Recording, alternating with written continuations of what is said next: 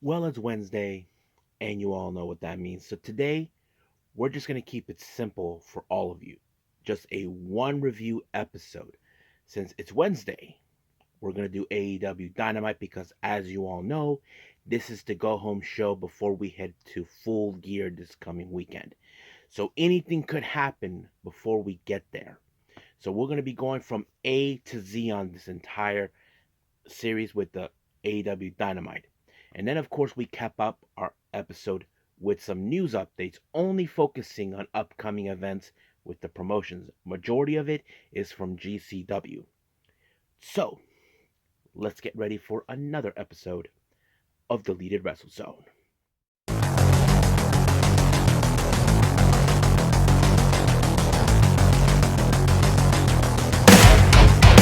Are you ready? Get up, get up! Get up, get up! Get up, get up! Get up, get up!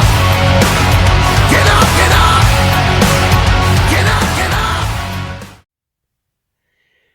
Hey everyone, welcome to Deleted Wrestle Zone.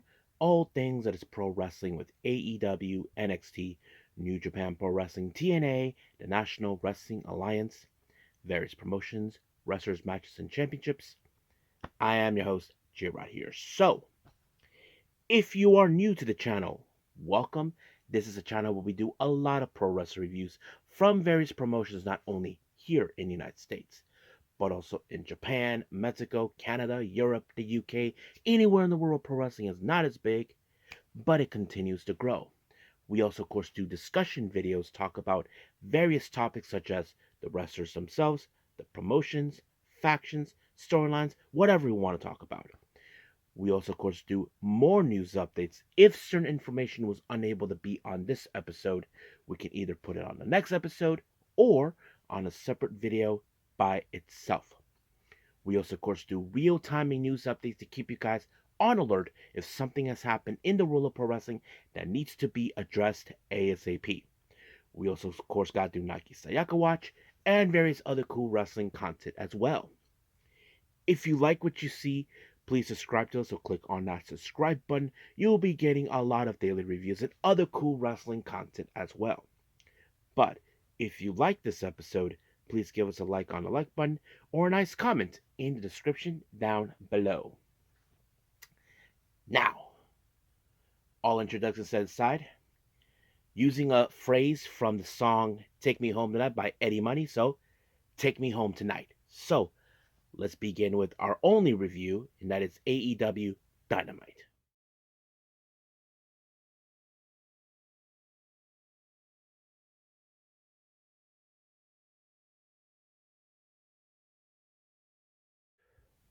Okay, AEW Dynamite. As I said earlier, as you all know, this is the go home show before we head to Full Gear. So this is the last Dynamite before we get there. So anything could happen before then.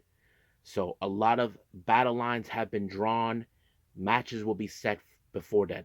But these are preludes that will lead us there. Now, our first match, we have an 8-man all-star tag team match.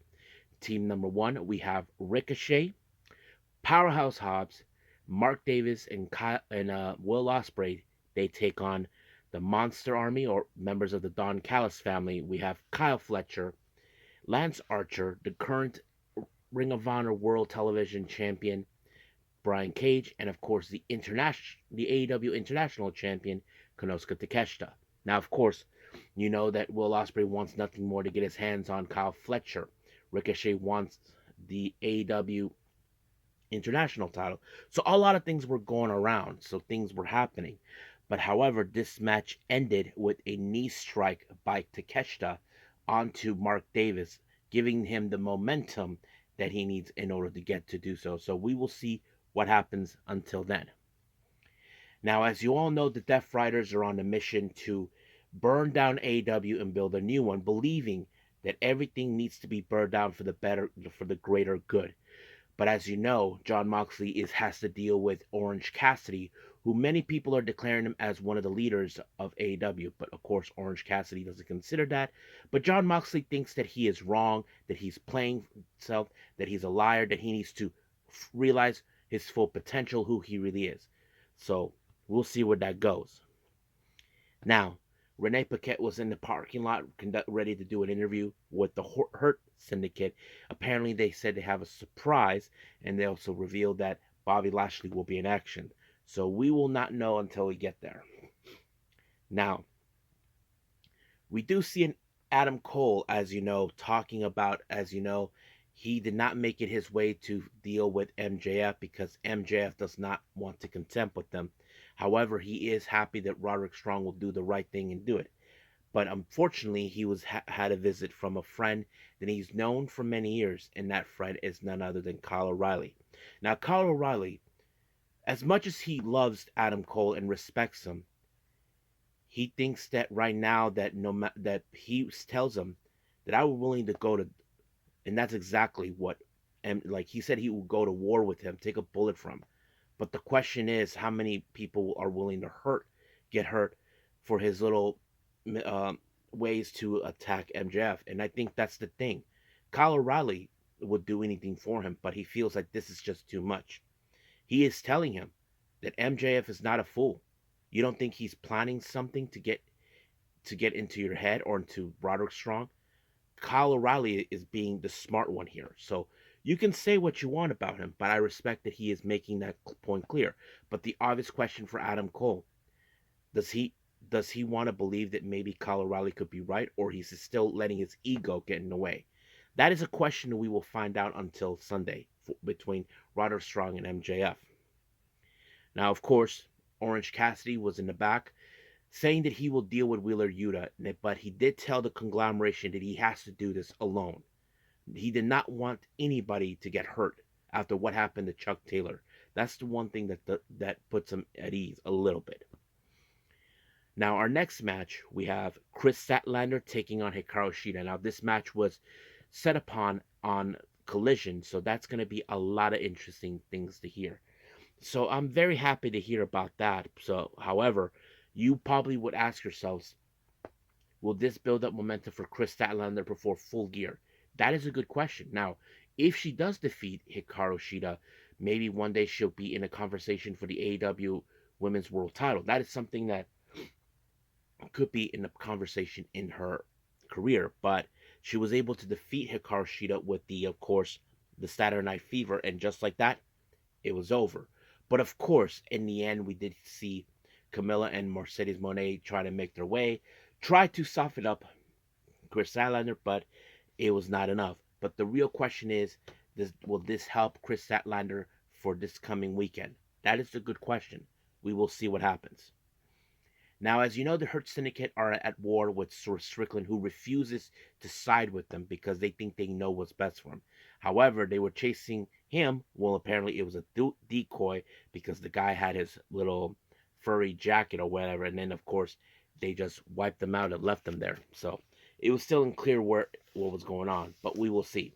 However, MVP and Shelton Benjamin made their way to the front area of the ring stage, where the staging area where Bobby Lashley will be making his way to be in a handicap match. It's him against Joe Keys and Cheeseburger.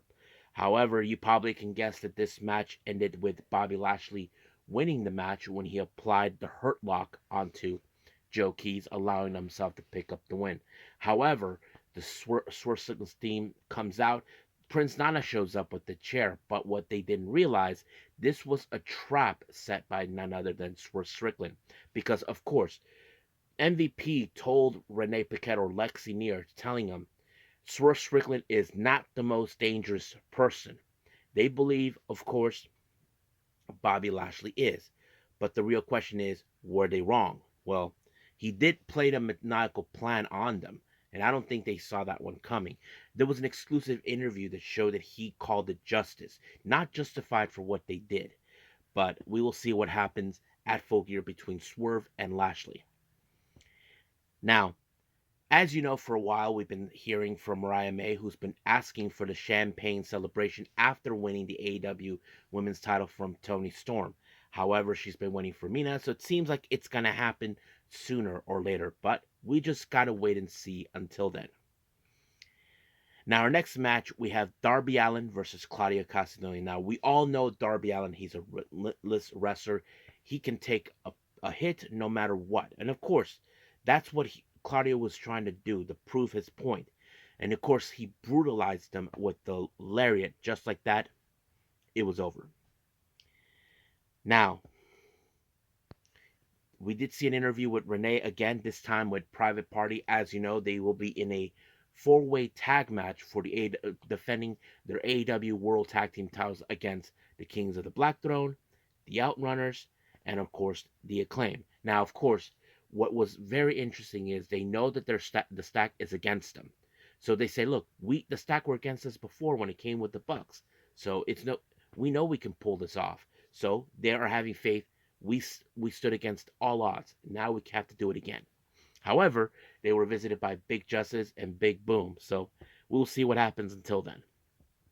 Now, we do see MJF, as you know, making his way to an area that was the childhood home of Roderick Strong. Tried to get to his head, telling him that his mother shot his father, but he said that he wished it could have been him instead of his father. But we'll see what happens until then, because we know MJF is playing mind games, trying to get into his head.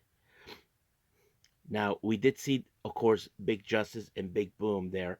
Apparently, barely there will, I don't know which one, Big Boom will be dealing with QT Marshall in the ring. So that's going to be a very interesting.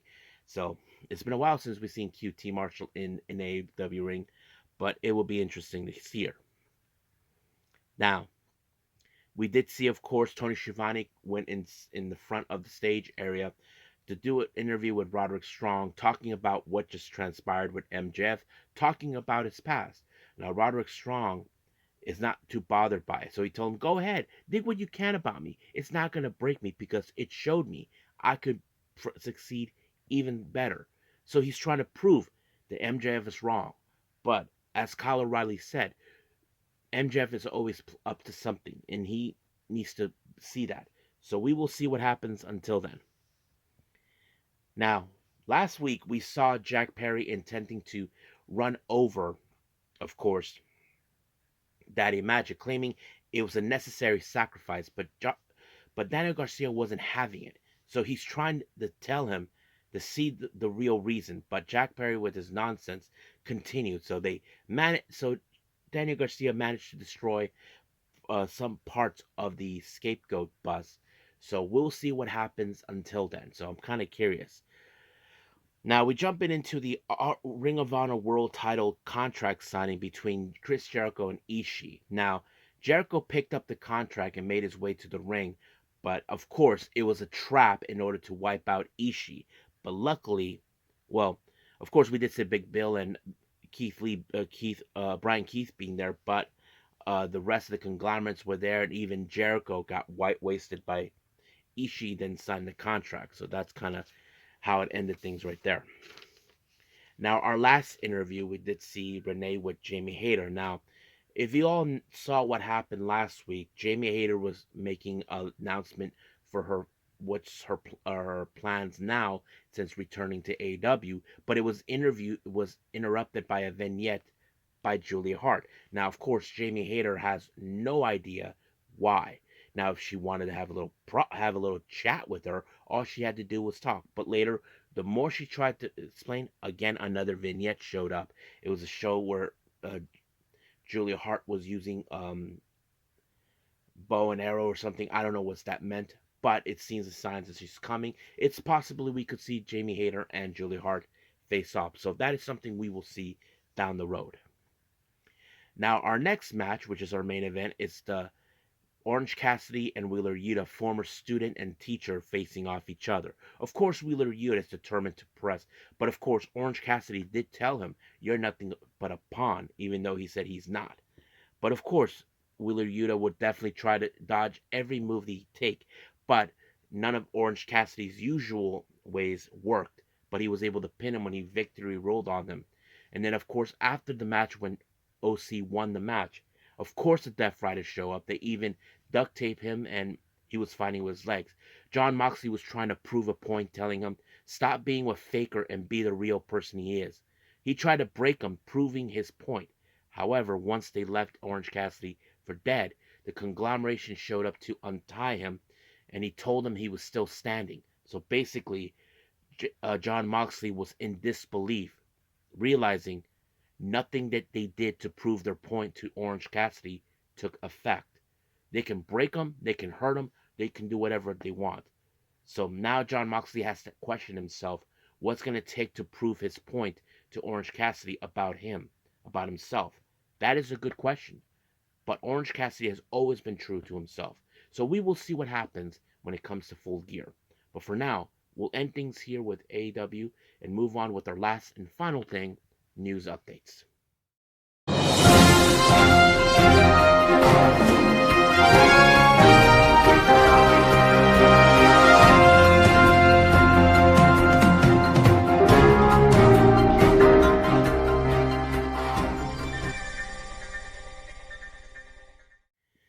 Okay, so welcome to our news update. So we only gonna do on upcoming events.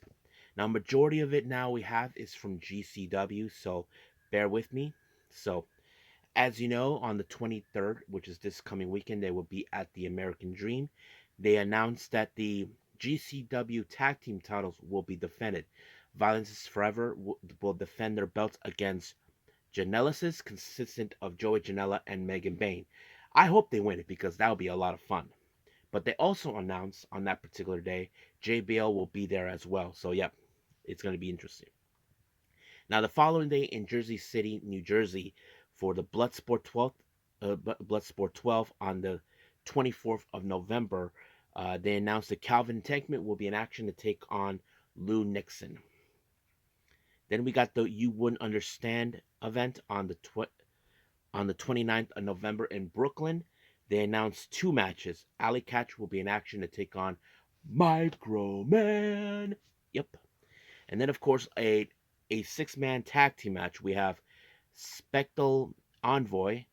They will take on Los Desperados. For the 6th of December in Tampa for Ransom, Jai Vidal makes his return to GCW, so that's going to be a lot of fun.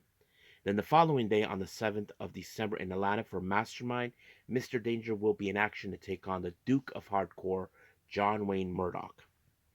Then on the 9th of December, we have the Highest in the Room in LA. Two things. The Stoner Brothers will make their presence, and then of course we have Brooke Havoc versus Sarah Zacher. So that's going to be a lot of fun. Another show has been announced for the end of this year on the 28th of December. Take Care. That's going to be in Seattle, Washington. So any of my subscribers are from that general area, make sure you get your tickets. Then they, of course, will be making their way to London, UK on the 26th of January.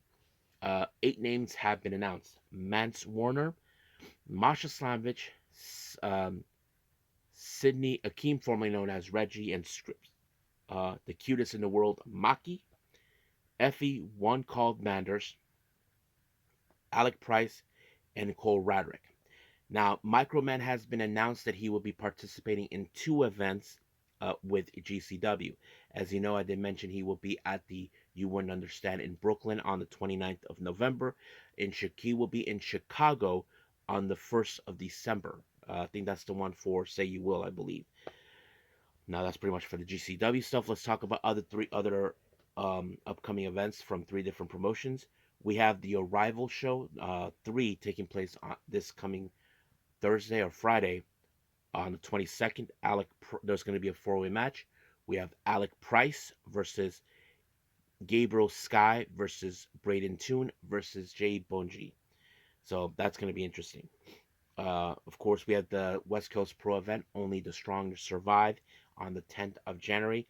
Beef will be in action to take on Calvin Techman, and this is a number 1 contendership for the West Coast Pro World title, which was recently, we had a match between Kevin Blackwood and Titus Alexander, so that's going to be interesting to see. And then finally, we have for the MLW Kings of the Coliseum on the 11th of January of 2025, Mascara Dorada will be there. So I think that's pretty much it what we have for all of our news updates. So as always, let's call it a day. Well, I hope everybody enjoys this episode. Before I go, I want to put this out for everybody. I don't know if you know this. Many of you may or may not know I'm from San Diego, California. As you all know, I did attend at AEW Dynamite not too long ago, and in LA. Well, apparently they will be coming to San Diego, most specifically in Oceanside at the Front Wave Arena, which is like maybe a half an hour drive from here. Yes, I'm planning to go, but I'm waiting on my brother what he does uh, because of work schedule and all that. Me, I decide what days I want to pick working. But nonetheless, I'm looking forward to it. It just told it's going to be both Dynamite and Collision, so it's going to be a lot of fun. Uh, I probably will do another DWZ at the wrestling events, and I apologize I haven't done the one for West Coast Pro. Apparently, I've been unable to do so. Apparently, I the footage itself kind of messed up on me, so I'll do my best for the next time. I just got to clear up my phone and other things going on, so we'll see how that will progress from here on out. But as for our next episode, I did learn we are having, of course, day two of the World Tag League. I believe that we will do the B block. And of course, we have TNA and Ring of Honor. And we have recent Stardom shows just coming out. I don't know when I'll be able to see those. I'm behind on Choco Pro and All Japan. And I'm thinking about seeing the Noah episode 4 of the Monday Magic Autumn. So there's a lot of things. So we'll see how it goes. So I'm going to take a few steps at a time. Where do we go from here? So yeah, and some of you may ask me this question as right now, why did I leave it to a one review episode only? Well, truth to be told, I haven't edited the last video due to the fact that I had to do some errands. One was personal for my dad, and the other for other things that I may need for the household. So a lot of things were happening, and when I finally started doing the editing, um, had to get it done right there. So yeah, so I apologize for that. But for now, this is the plan. Ring of Honor, TNA, and of course New Japan. If there's any other events, I'll let you guys know. But for now, I will see you guys in the next DWZ time, same DWZ channel. I must bid all of you adieu. So, goodbye, and have a nice day. Bang.